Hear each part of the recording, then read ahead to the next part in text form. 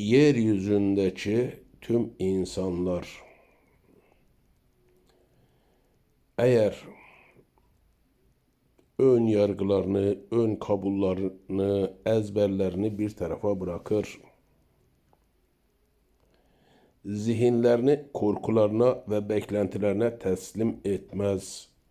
düşüncelerini korkularının ve beklentilerin şekillendirmesine izin vermez, Allah'ın dediği gibi akleder, Allah'ın dediği gibi düşünür, Allah'ın verdiği düşünme ve muhakeme etme yeteneğini hakkıyla kullanır,